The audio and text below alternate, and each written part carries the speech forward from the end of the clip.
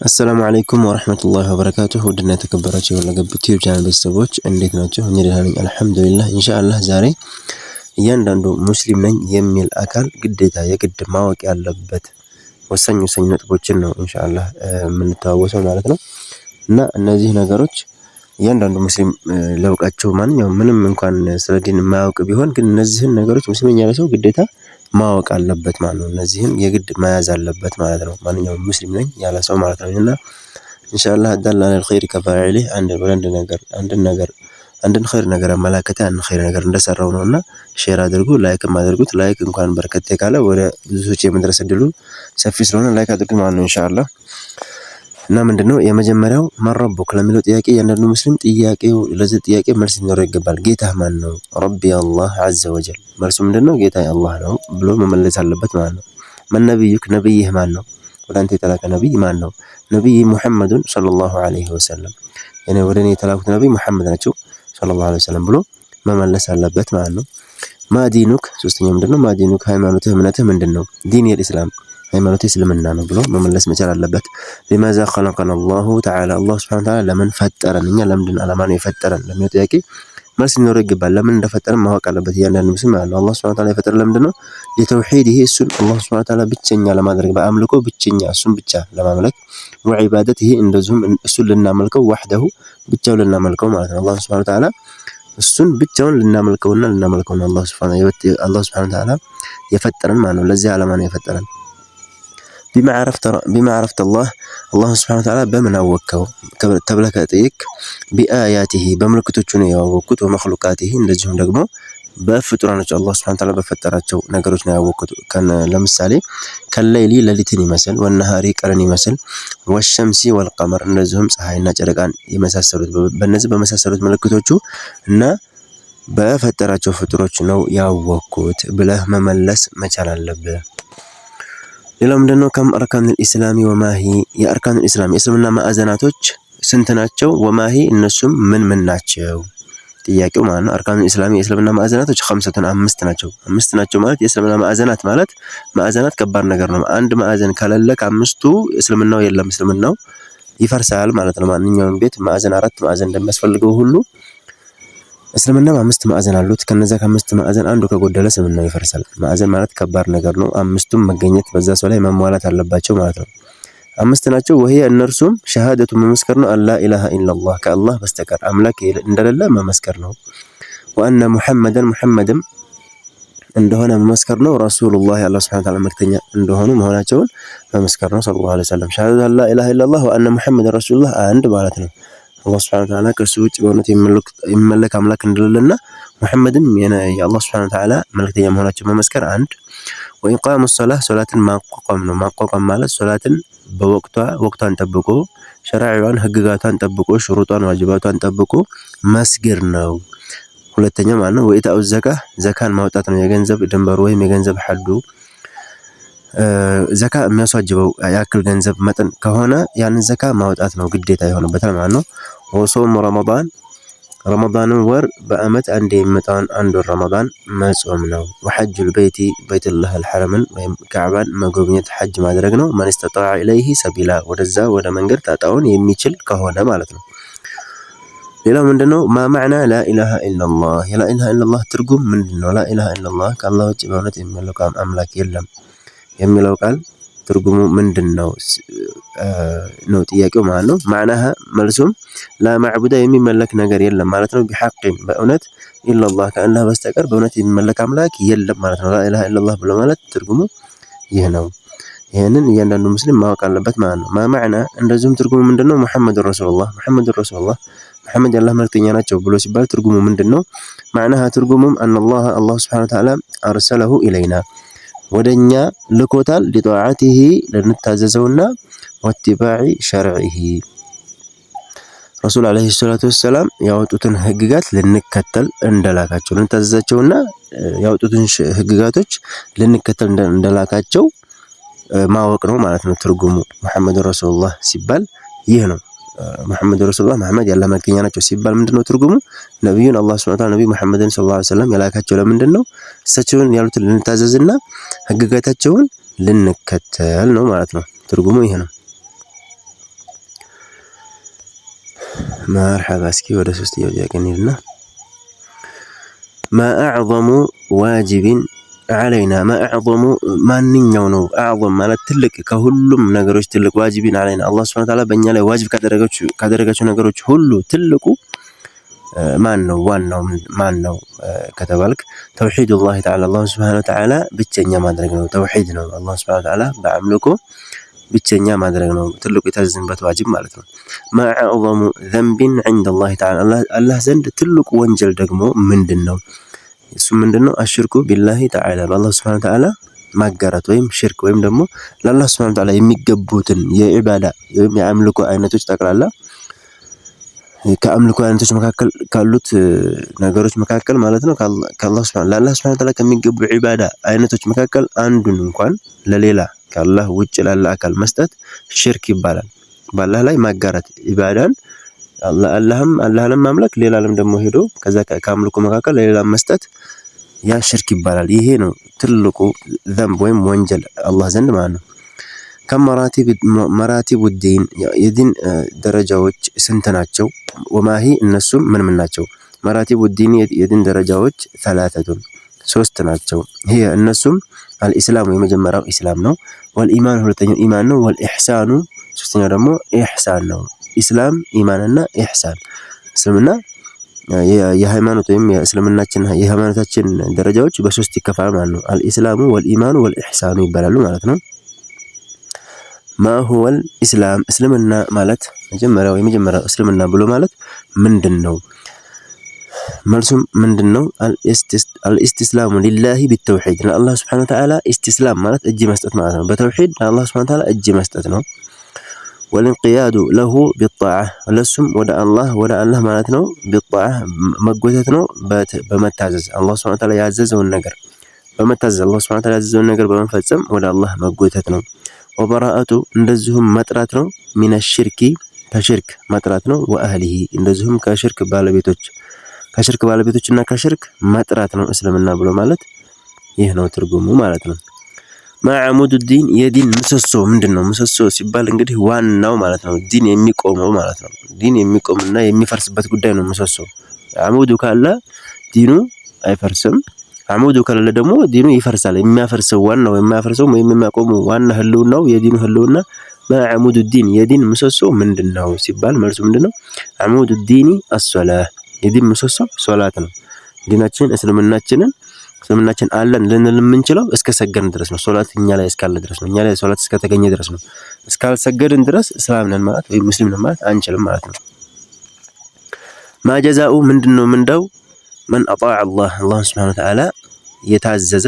ወረሱለሁ እንደዚሁ መልእክተኛውን አላህንና መልእክተኛውን ሰለላሁ ዐለይሂ ወሰለም የታዘዘ ምንድነው ምንዳው መልሱ ምንድነው دخولul ጀነት መግባት ነው ምንዳው ማጀዛኡ ምንድነው ምንዳው من جحد وعصى الله ورسوله من جحد يتقاوم ማለት ነው وعصى الله ورسوله አላህንና መልእክተኛውን ያመፀና ህግጋታቸውን የተቃወመ ምንድነው ምንዳው دخول النار جهنم መግባት ነው ምንዳው ማለት ነው ما هو الإيمان إيمان ብሎ ማለት ምንድነው መልሱም اعتقاد بالقلب الاعتقاد بالقلب የመጀመሪያው ኢማን ሲባል በቀልብ መቋጠር ወይም በቀልብ አምኖ መያዝ ማለት ነው አንድ ወይም እስላማችንን የአላህንና የረሱልን ህግጋቶች በቀልባችን አምነን በቀልባችን መያዝ ማለት ነው والقول باللسان እንደዚሁም በምላስ መናገር መመስከር ማለት ነው ኢማን ብሎ ማለት ሶስተኛው ምንድነው والعمل بالجوارح والعمل መስራትን بالجوارح በሰውነታችን አካል ክፍሎች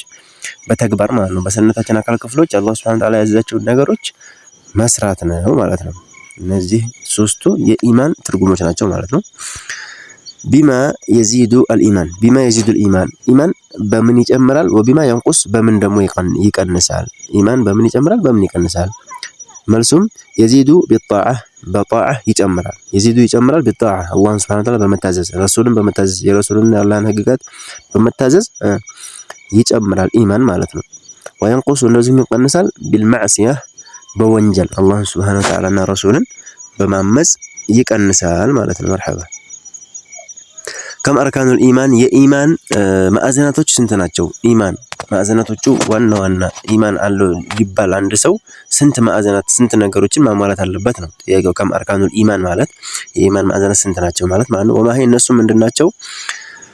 መልሱም አርካኑል ኢማኒ የኢማን ማዕዘናቶች ሲተቱን 6 ናቸው። ወህየ እነርሱም አንደኛ አንቱእሚኑ ቢላህ በአላህ ስብሓነሁ ወተዓላ ልታምን ነው። አላህ ስብሓነሁ ወተዓላ አምላክ ለመሆኑ ጌታ ፈጣሪ ለመሆኑ ልታምን ነው። ወመላኢከቲሂ እንደዚሁም በመላእክቶች እንዳሉት አላህ መላእክቶች እንደፈጠረ ልታምን ነው። ወኩቱቢሂ እንደዚሁም ኪታቦች አላህ ሱብሓነሁ ወተዓላ እሱ ራሱ አላህ ሱብሓነሁ ወተዓላ ያወረዳቸው ኪታቦች እንዳሉት ልታምን ነው። ወረሱሊሂ መልእክተኞችም እንዳሉት ልታምን ነው ማለት ነው። አራተኛው መልእክተኞች እንዳሉት አላህ ሱብሓነሁ ወተዓላ ወደ ሰው ልጆች የላካቸው መልእክተኞች እንዳሉት ልታምን ነው። ወልየውሚል አኺር በመጨረሻውም ቀን ልታምን ነው። የመጨረሻ ቀን አለ። ይህ አሁን እኛ የምንኖረው ዓለም የመጨረሻ ቀን አለው። የመጨረሻ ቀን ይመጣል ብለህ ልታምን ነው። ወቢልቀደሪ እንደዚሁም በውሳኔ ልታምን ነው። በአላህ ውሳኔ ማለት ነው። ኸይሪሂ ወሸሪሂ ማለት አላህ ሱብሓነሁ ወተዓላ በእኛ አመለካከት ያው አላህ ሱብሓነሁ ወተዓላ ሸር ወይም ነገር አይወስንም፣ ግን በእኛ ሐሳቤ ያው ሸር ነው ወይም የሚያስማማን ውሳኔ ማለት ነው። ወቢልቀደሪ በውሳኔ ልታምን ነው። ኸይሪሂ በኸይሩም እኛን በሚያስደስተንም ውሳኔ ሊሆን ይችላል አላህ በሚወስነው። ወሸሪሂ ወይም እኛን በሚያስከፋን ለኛ መጥፎ ብለን የምንጠራውንም ነገር ሊሆን ይችላል። ሁሉም አላህ ሱብሓነሁ ወተዓላ በሚወስነው ነገር አላህ ሱብሓነሁ ወተዓላ ያለው እንደሆነ የወሰነው እንደሆነ በዚህ ልታምን ነው ማለት ነው። እነዚህ 6 ማዕዘናቶች ያስፈልጋሉ ማለት ነው። ማ ሁወል ኢሕሳን ሌላው ጥያቄ ምንድነው? ኢሕሳን ሲባል ምን ማለት ነው ትርጉሙ? ኢሕሳን ማለት አንተ ዕቡደላህ ኢሕሳን ማለት አንተ ዕቡደላህ አላህን ሱብሓነሁ ወተዓላ ልትገዛ ነው። ከአነከ ተራህ ልክ እንደምታየው ሆነ አላህን ሱብሓነሁ ወተዓላ ልክ እንደምታየው ሆነ ልትገዛው ነው። ልክ እንደምታየው ሲባል ምንድነው? አላህ ሱብሓነሁ ወተዓላ በቃ ልክ አሁን ማንኛውም በምድር ላይ ያለ የምታየው የህግ አካል ሊሆን ይችላል። ለምሳሌ ሹፌር ብንወስድ የሆነ ነገር ትራፊክ ምናምን ካየ ምንም አይነት ትርፍ ነገር አይጭንም። ምንም ትርፍ ሰው አይጭንም። ምንም ነገር ህግ የሚጥስ ነገር አያደርግም ማለት ነው። ግን ትራፊክ እንደሌለ ካወቀ ምን ያደርጋል? ትርፍ ይጭናል። ማንኛውንም ህጉ የሚጻረረውን ነገር ያደርጋል ማለት ነው። ያንን ትራፊክ ሲያየውሳ አያደርግም። ማንኛውንም ነገር የሚጻረር ነገር ህግ የሚጻረር ነገር አያደርግም። ትርፍ አይጭንም። ይጠነቀቃል ማለት ነው። ስለዚህ አንተ ዕቡደላህ አላህን ሱብሓነሁ ወተዓላ ልትገዛ ነው። ከአነከ ተራህ ልክ እንደምታየው ሆነህ ልትገዛው ነው። አላህን ሱብሓነሁ ወተዓላ ልክ እንደምታየው ሆነህ ልትገዛው ነው ማለት ነው። አያኝም በምትለውና አያኛል በሚለው መካከል እንግዲህ ሰፊ ልዩነት አለ።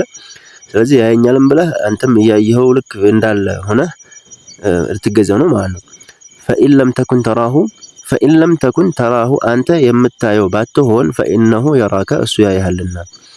አንተ እኛ እሱን ባናየው እንግዲህ አላህ ሱብሓነሁ ወተዓላ የሰው ልጅ አያይም፣ ግን አላህ ሱብሓነሁ ወተዓላ ስለሚያየን ልክ እንደሚያየን ልክ እንደምናየው ሆነን አላህ ሱብሓነሁ ወተዓላ መገዛት እሱ ምን ይባላል? ኢሕሳን ይባላል ማለት ነው።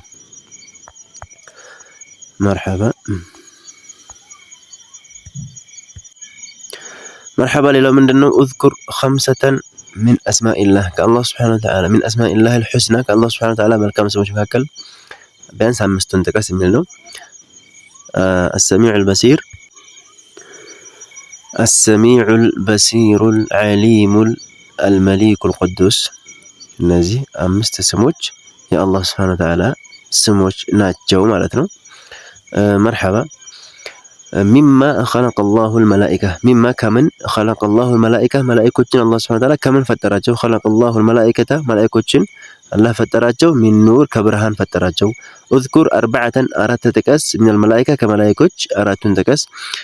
ጅብሪል ዓለይሂ ሰላም 1፣ ሚካኤል ዓለይሂ ሰላም 2፣ ኢስራፊል ዓለይሂ ሰላም 3፣ መለኩል መውት ዓለይሂ ሰላም 4። ሚማ ኸለቀላሁል ጅን ጅኖችን አላህ ሱብሓነሁ ወተዓላ ከምን ፈጠራቸው? ኸለቀላሁል ጅነ ሚን ናሪን አላህ ሱብሓነሁ ወተዓላ ጅኖችን ከእሳት ፈጠራቸው ማለት ነው። መን ሁወ አወሉል አንቢያኢ ወአቡል በሸር መን ሁወ ማነው እሱ? አወሉል አንቢያ የነቢያቶች የመጀመሪያው ነቢይ ማነው? ወአቡል በሸር እንዲሁም የሰው ልጆች አባት ማነው ከተባልክ ነቢዩላህ አደም የአላህ ነቢይ አደም ነው ዓለይሂ ሰላም። ነቢዩላህ አደም ናቸው የሰው ልጆች የመጀመሪያ ማነው የነቢያቶች የመጀመሪያና የሰው ልጆች ሁሉ አባት አደም ዓለይሂ ሰላም ናቸው ብለህ ትመልሳለህ ማለት ነው። ሚማ ኸለቀላሁ አደም ዓለይሂ ሰላም አደምን ዓለይሂ ሰላም አላህ ሱብሓነሁ ወተዓላ ከምን ፈጠራቸው? ኸለቀላሁ አደም አላህ ሱብሓነሁ ወተዓላ አደምን ፈጠራቸው ሚን ጢን ከጭቃ ፈጠራቸው።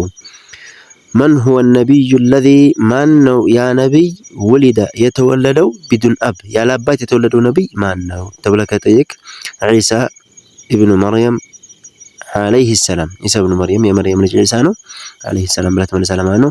من هو كلم الله አላህን ሱብሓነሁ ወተዓላ ያናገረውና كلم الله ያላህን አናጋሪ ተብሎ የሚሰየመው የሚጠራው ነብይ ማን ነው? ሙሳ عليه السلام መልሱም ሙሳ ነው عليه السلام። من هو ابو الانبياء የነቢያቶች አባት ማን ነው? وخليل الله እንዲሁም ያላህ ወዳጅና የነቢያቶች አባት ማን ነው? ኢብራሂሙ عليه السلام ብላ ተመለሳለህ ማለት ነው። مرحبا ما هي الكتب المنزلة የተወረዱት ኪታቦች ማን ናቸው?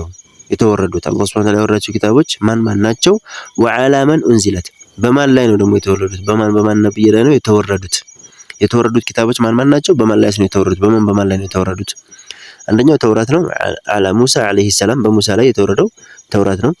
ሁለተኛው ምንድነው? الانجيل ኢንጂል ነው على عيسى عليه السلام ኢንጂል የሚባለው ኪታብ ነው በዒሳ عليه السلام ላይ ማለት ነው። ሶስተኛ الزبور على داود عليه السلام ዘቡር የሚባለው ኪታብ ነው በዳውድ عليه السلام ላይ በነብዩላህ ዳውድ عليه السلام ላይ ማለት ነው። አራተኛ الفرقان ፍርቃን ነው على ነብይና ሙሐመድ ሰለላሁ ዐለይሂ ወሰለም በነብያችን ሰለላሁ ዐለይሂ ወሰለም ላይ ፍርቃን ነው አራተኛው የተወረደው ማለት ነው። ፍርቃን ማለት ቁርአን ነው። ፍርቃን ማለት ትርጉሙ ሐቅን ከባጢል የሚለይ ማለት ነው። ፍርቃን ይባላል የቁርአን ሌላው ስሙ ማለት ነው። مرحبا من هم ኡሉል አዝሚ ሚነ ሩሱል ከሩሱሎች መካከል ኡሉል አዝም የሚባሉ አሉ። ኡሉል አዝም የቁርጥ ቀን ወይም ደግሞ ኡሉል አዝም ማለት የጠንካራ ቀን ወይም ደግሞ የከባድ ጊዜ ባለቤቶች የሚባሉ ናቸው። والله اعلم ማለት ነው። ኑህ عليه السلام የመጀመሪያው ኑህ عليه السلام ነው። ሁለተኛ ኢብራሂም عليه السلام፣ ሶስተኛ ሙሳ عليه السلام፣ አራተኛ ዒሳ عليه السلام፣ አምስተኛ ሙሐመድን ሰለላሁ ዐለይሂ ወሰለም። እነዚህ አምስቱ ኡሉል አዝም በመባል ይጠራሉ። ኡሉል አዝም ሲባሉ ከነቢያቶች መካከል ኡሉል አዝም የሚባሉት እነዚህ አምስቶቹ ናቸው ማለት ነው። ኑህ عليه السلام፣ ኢብራሂም عليه السلام፣ ሙሳ عليه السلام፣ ዒሳ عليه السلام እና ሙሐመድን ሰለላሁ ዐለይሂ ወሰለም ናቸው ማለት ነው። مرحبا من هو خاتم الأنبياء የመጨረሻው ነብይ የነቢያቶች መጨረሻ መደምደሚያ ማን ነው? ወአፍዶሉ ሩሱል እንደዚሁም ከሩሱሎች በላጫቸው የሁሉም የሩሱሎች ሁሉ በላጭ ማን ነው? ነብዩና ነቢያችን ናቸው ሙሐመድን ሰለላሁ ዐለይሂ ወሰለም ነቢያችን ሙሐመድ ናቸው ሰለላሁ ዐለይሂ ወሰለም ማለት ነው።